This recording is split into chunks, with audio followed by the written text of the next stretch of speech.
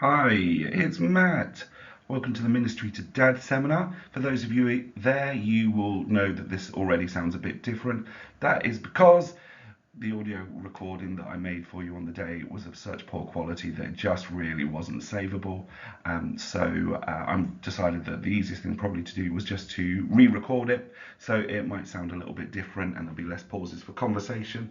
But as a quick overview of what we discussed on the day, and for those of you who weren't there, well, you just won't know any different, I guess. Anyway, what we covered on the day was we were thinking about ministry to dads. What's wrong? What's wrong in the male population, if anything? We had a little think about that. Why should we do ministry to dads specifically? And if we do it, how should we do it? And it was very conversational as well. We should all know, I think, in our ministries that we probably don't know all the answers, and therefore conversation is really key to working out our practices. And so I hope that whatever we cover over the next sort of 20 minutes or so will help spark conversations in your local area. And if you always want to come back to me with any questions, then matt.beckett@dioceseofnorwich.org. I'd love to have a chat. Cool.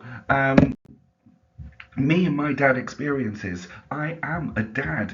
I have three wonderful boys who I love dearly. I've always felt that I wanted to be a dad, and so becoming a dad around the age of 25 just felt like how life's course was going to go for me, and I really appreciated that chance. But it turns out kids get old and they get older, and I found the journey into parenting teenagers, or at least the journey I'm about to embark on, as my eldest is high school aged and fast approaching his teenage years, a lot more trickier than when they were around the sort of the 5 to 6 mark, where my youngest is still at. And so for me, being a dad has been a bit of a roller coaster ride in the last few years, where I felt wildly unqualified, wildly inspired by things that I've read and things that I've seen, and relationships that I've seen in parents with their grown-up kids, and want to cultivate that, but not knowing how to do that in my own house sometimes.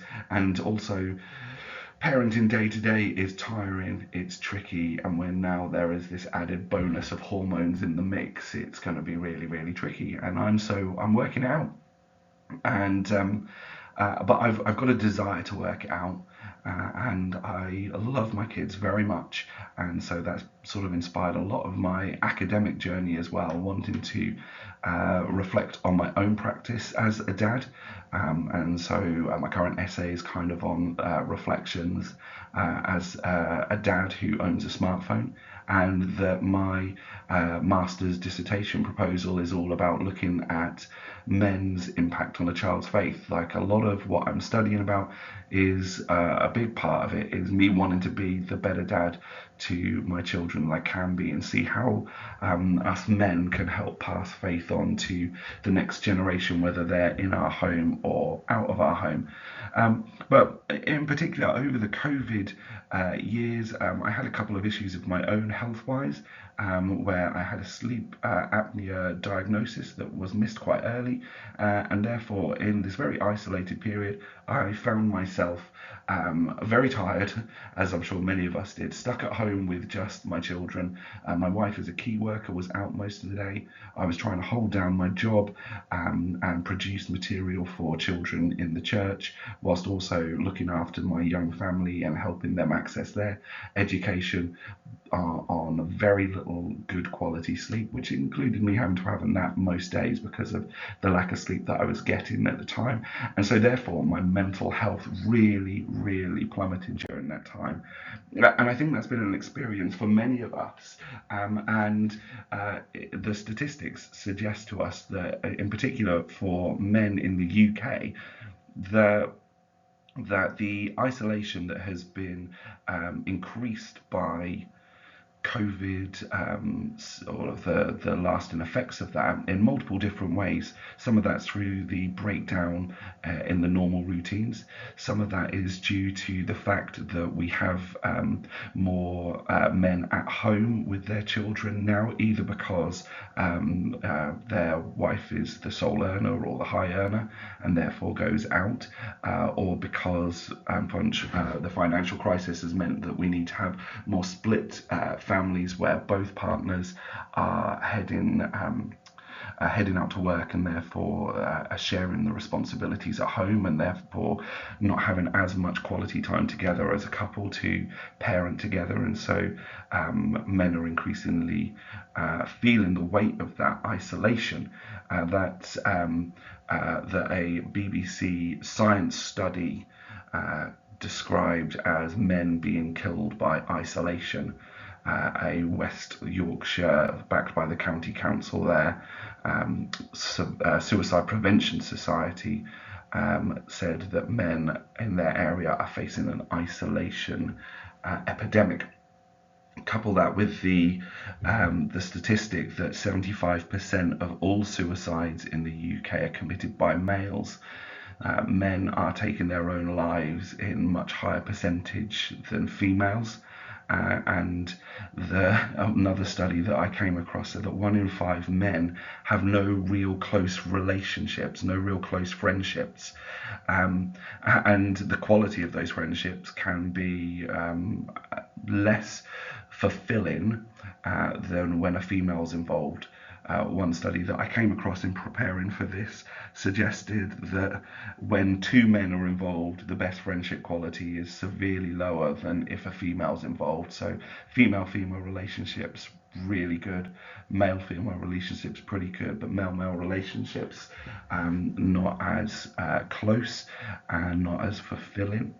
And I think these stats are just little pointers to things that we can potentially perceive and have already perceived in our communities. I certainly have sort of anecdotally see that the men around me, probably, if we're really honest, including myself, are more prone to isolation, are more prone to getting on with the job of day-to-day life than cultivating their friendships. And so a feedback loop of low mental health causing low relational quality keeps on going round and round and round and round. And so we do have this perceived notion in our culture that the men are adding to, that's causing them to be more and more isolated. Couple that with 1 in 3 children live without their dad in the UK. One of the stats summed it up this way, that a child today taking their GCSEs is more likely to have a smartphone than to have their dad at home. That one sort of just put it in that number into a real life context for me. I was like, wow. When a family breaks up, it is statistically more likely that they will be that the children will be with their mum and not with their dad. And so add isolation, add friendship, and add for some of them their own family is being increasingly removed from them, then potentially we do have an issue in our men for our men in this country that potentially then impacts their relationships in their family and in the church community and in the wider community as well. So why should we do it? Well, we can just see from the stats there and some of the things that we've sort of noticed ourselves that whatever the state of our men in society is at the moment, it has a real impact in the home and it also has an impact in the church. A optimistic survey from, you can find it in Single Christians is the group that pulled the research together. They they were using YouGov data, so it's sort of all centrally accessed data, and they charted it as roughly a 45-55 split of men and women in the church, with men being the 45 there, and that was looking as well at actively participating in church, and that was only sort of at a once a month level as well. So we can see that that we do have a gap within our church that potentially in your church context looks bigger or smaller than that, but on an average we can see that there are less men engaging in church, and in society as a whole there are less men in homes with their children. And not all is generalizations based on statistics. We do have a group of men that are out there that struggle to build relationships, that isolate themselves, and some of that is through choice and some of that is through situation. So why should we? Well, I feel the church really does have a role to play in building community, building lasting, fruitful and healthy community, whether that is for men or for women. And so the question then is, why should we do it specifically for men? Why should we do ministry specifically for dads? Especially when we take into account that all the research at the moment tells us that we know that faith is more likely to be passed on in the home by their parents and supported by the church. Surely we should be doing our activities around bringing a family together and not necessarily separating them out from into their own specific roles within the family. And so having a dad's ministry, whether that is dad specific or something like Who Let the Dads Out, where you bring dads and children together. Now, my personal view is, yes, we should absolutely be doing that full, all-together ministry where we bring families together.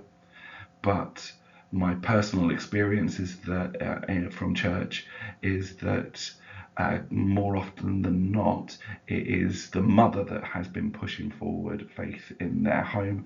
And so maybe there is a bit of work that we can do separately to support men in doing that. Again, this is generalizations because obviously we'll know of the examples that go against that. In my home, I like to think that me and my wife share an equal role in that and do that well, and sometimes we pick up slack for one another.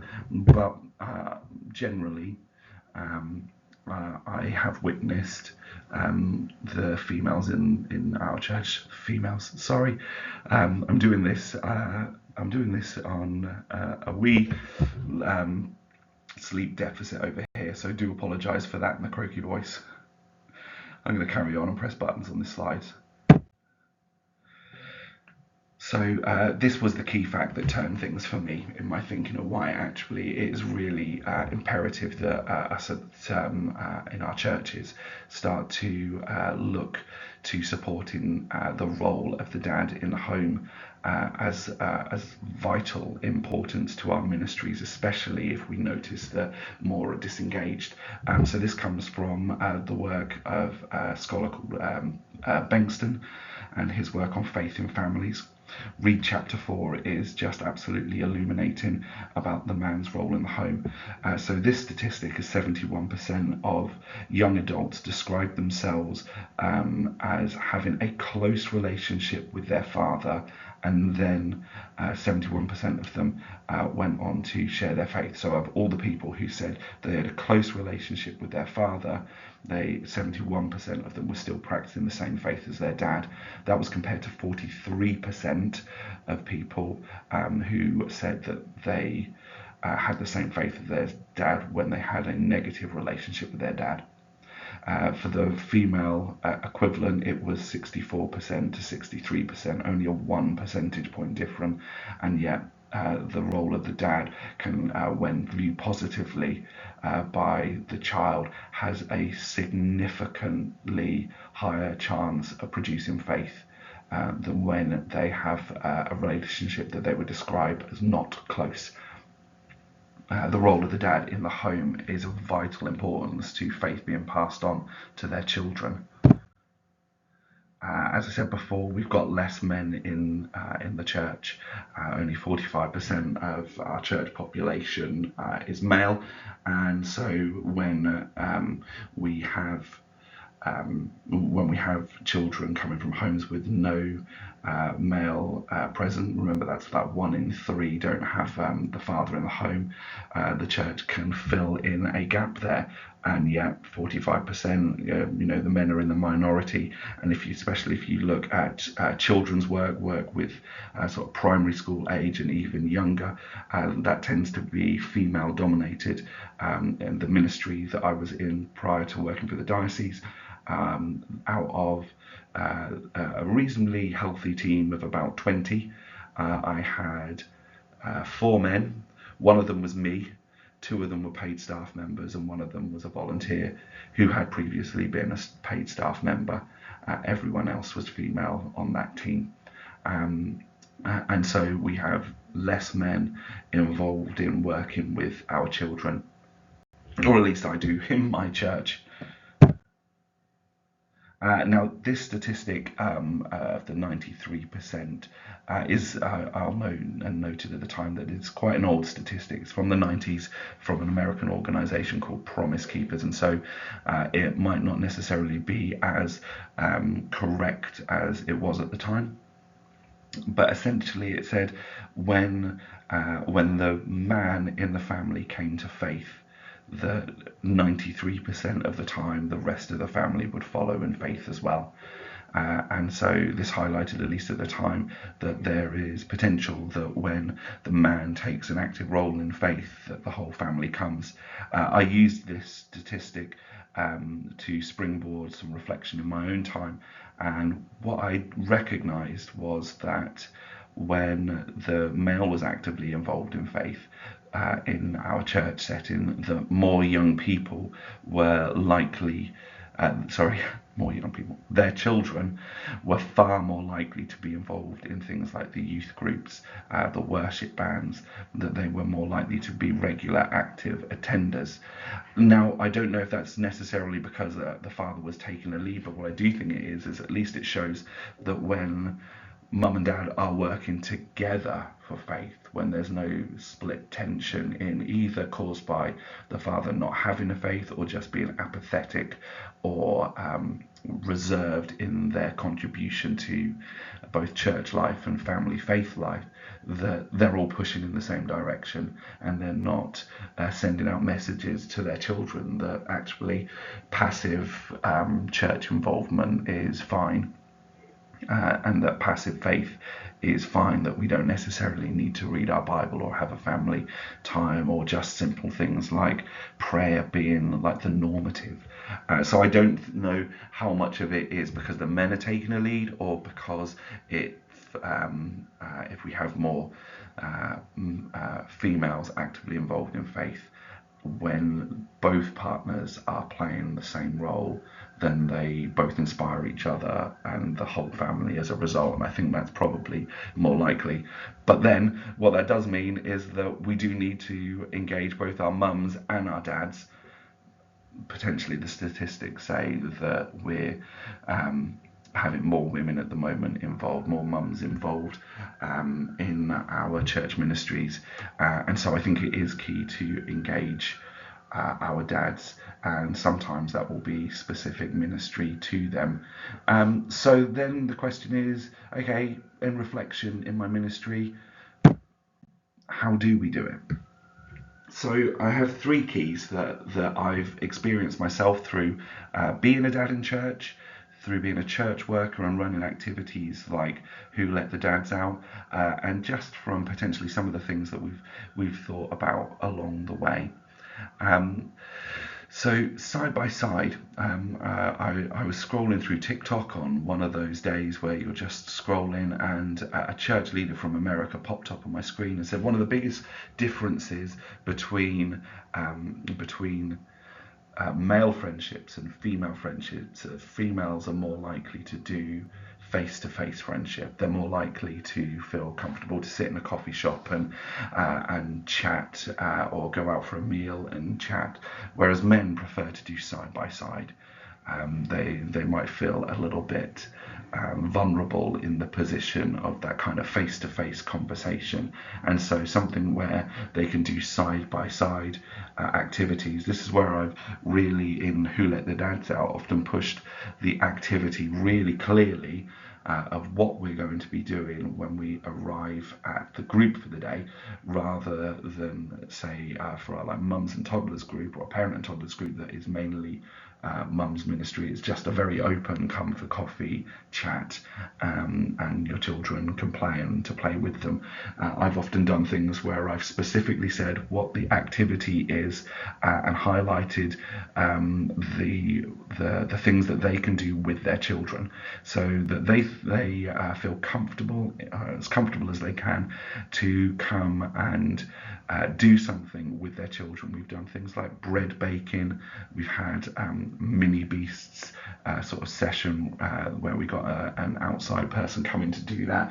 I had a craft morning again where I got a lady from the local area who ran local like craft and did birthday parties and things like that. I got them in for a session and really highlighted what we were going to do, and so men felt comfortable either in coming or potentially being sent by their mums, judging by some of the conversations I had in the run-up to these events. They felt really comfortable in coming because they perceived themselves as doing something with their children, and when they got there, they were actively involved in doing something with their children along the way. And so the conversations that then came up were these side-by-side conversations where they were doing something with their children, and members of the church and members of the community were side-by-side able to have conversations, and friendships could be formed through that. And I found it quite a successful group, and that I did get a lot of people, even though I was only able to run these events termly, like a lot of people became this little core. And so I would say that I had about, in sort of rural Norfolk, 20 dads that were coming with their children to events, and then a few people that would dip in and out. And so friendships were being formed side by side and not face to face. There was a reason for being there. And that made them feel safe to come in and form friendships with people that they'd not met before. And this would then be, these friendships were bolstered around the ability to talk about their children and the activities that they do. There was sort of a shared common interest in that. And so side by side, which really leads us into this idea of activity focused, that having a reason for doing something is far more helpful than just having an open concept activity. Come and for a coffee morning and we'll sit and chat. No, let's have an activity that's focused. In fact, one of the readings that I did in preparation for this talked about how that when it won't be significant, but it will be growth in your church when we actively engage men in an activity-based ministry rather than a relational-based ministry. So my example for this was about our yearly Christmas activity, where as a church we would put on a big production, but this would be followed by the ability for families to go and explore Bethlehem village, and we would fill it with all these little stalls, and there was fire pits and like cooking baked bread and trying sort of Middle Eastern foods and doing little craft activities, and members of the church would be like dressed up as if they were and pretending to be like actual Bethlehem villagers in the run up to Jesus's birth. And it's all very exciting and immersive, but it had this massive building project that needed to be done in the week to get it all ready. And so what we found is we had members of the church would come together, but a couple of them would invite their friends from the community to come and join in as well, because they were quite handy with tools. But I had two dads in particular one of whom who would come to Who Let the Dads Out but would very rarely engage, one of whom had never come to anything else church related whatsoever, but would come and turn out to build things, would come and erect this pallet and wooden structures across the church car park every year. And each year that they did that, they not only built their relationship with the guy who brought them, but got to know other men in the church and got to feel part of a community and feel part of a challenge that they were all engaged in together. Now that I hope will turn into a positive change in their lives. I don't necessarily see the fruit of that in a faith term, but I do see the fruit in that in terms of a community term. These men do feel a bit more a part of the community, and that will continue to build. And I'm sure that will therefore break down some of the barriers and the walls that will be that potentially are keeping them from coming to other church activities, or maybe fuller family church activities as well. So is there any activity focus, potentially even projects, not necessarily groups, that we could look for support from some of the men in our community to galvanise them and bring them together? And then this idea of not church. So I compared my Who Let the Dads Out with the five-a-side football. So for Who Let the Dads Out, we advertise through posters and postcards. We send information home through the schools and through all our clubs. And we also encourage personal invitation, and it was run most of the time in the church building. So it felt like a very church event, whereas our five-a-side football, that was advertised through conversation and text messaging. It was held off-site. It was an activity that non-church friends found that they could invite non-church friends of theirs to as well. And so it kind of grew. But both those events were run by paid church workers, one by myself and one by our trainee sports minister. But it didn't feel like church. And I wonder if for some of our men, and I'm sure it goes far beyond just men as well, but in this instance, some of our men find church as the barrier.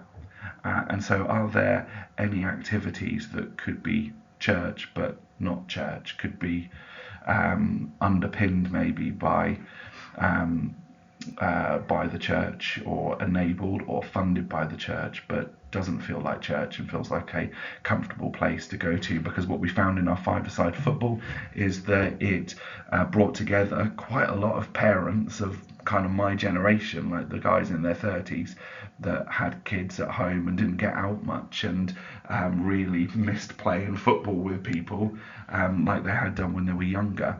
And so it was a really great activity to do. So and it led to invitations to some of the other events to be able to say, it's really cool to get to know you here at football. How about you come and hang out and bring your kids to the Who Let the Dads Out? And one thing kind of fed into the other, which was really cool as well, that had that effect. So there's two streams of thought to that. Is one, how do we as the church make spaces that don't feel like church and feel safe for some of our dads to come into contact with? And then the other thing is, well, actually, are we engaging our dads in church, or our granddads in church, or just our families in church to have a missional mindset in their own friendships? Or maybe that's just a little bit too feels a little bit too insensitive in terms, or ingenuine in our ability to communicate with our friends. Are we helping our men cultivate their own friendships that will naturally be missional, because they carry the presence of the Holy Spirit with them wherever they go? My year has felt a lot different this year because I've been carrying a niggling injury that has meant that since November I haven't been able to play my weekly badminton match with friends who are both in and out of the church. That has nothing to do with the church. That is absolutely just a social event where friends who like playing badminton come together, and yet it is somehow a missional event because we cultivate a friendship, and they're more likely to come along to any of the activities that I say we're doing, or I'm even just more likely to invite them because I'm seeing them more. And for them, I hope that it's a positive experience that avoids some of the isolation issues that for themselves as it does for me that we thought about at the start of this. So part of it is going to be, well, how do we do things as church that potentially don't necessarily feel as church? But part of it's just going to be, how do we equip our men or our dads or our families to step back from the busyness and cultivate friendship? Now, if I had an answer to you, I'd love to give it to you, because as a very busy parent that dashes from here to there, and has struggled with an injury, I've probably not prioritised that myself. But hey, since I last saw you, I have got on my text chain from badminton and been like, come on guys, let's start again. I think my leg's working again. Can we give it a go? And all the dads are like, yeah, we'd love to do that again. So hey, I've made progress since I delivered this talk the first time round. So those are the things. How do we do it? I'm sure you've got loads of ideas as well to think about and reflect on as well. But think side by side, think activity focused. And if you think church is going to be a hindrance, how is it not church? How can the church support that? And that will be through doing, but it'll also be through encouraging our families and our dads who are actively engaged to be more available to their friends. Billy Graham said, a good father is one of the most unsung, unpraised, unnoticed, and yet one of the most valuable assets in our society. I think we could find that true again in our church as well. Not necessarily because they are any way more important than the mother, but because they are underrepresented and under-engaged as we presently see it. And so by having more good fathers engaged in the faith development of their children and the life of the church, alongside their wives and alongside the rest of the church, we are going to be far more better equipped for the mission of the church. So what could you do next? So just a very quick sort of reflection on some of the things that we covered at the time and that we've covered now. We thought about how there is underrepresentation of men in church, that potentially men are currently in a situation within our society where they are feeling more isolated, less present with their family, less likely to cultivate friendships, and yet at the same time they can be, when they turn up, a powerful force for faith development in the home and could have a massive impact in our churches, alongside their wives and alongside the rest of the church family as well, when they pull in the same direction together. But to engage them, we need to potentially think about engaging the whole family, but also engaging dad separately through side-to-side, activity-focused, and reflecting on how we prepare the church for a not church kind of mission that is both run by the church, but also encouraged naturally through engaging or encouraging our dads in our churches to create their own friendships and see the fruit that comes from that. So sorry again that you aren't getting the live version of this, and that you've listened to a bit of, I hope not too monotonous, me talking. It was such a pleasure to join you, and if you've made it this far in the talk and you have more questions, then remember matt.beckett@dioceseofnorwich.org, and I'd love to pick up the chat and help you in any way that I can. And I really do hope that I'll be able to see you very soon, whether you come and join us at St. Padarn's or I'm back at another conference where you're at. Anyway, God bless you. Can I pray before I end? Because we would have prayed when we were there. Father God, thank you so much for all these wonderful workers, paid or volunteer, that have come to reflect on ministry to families and ministry to dads in particular.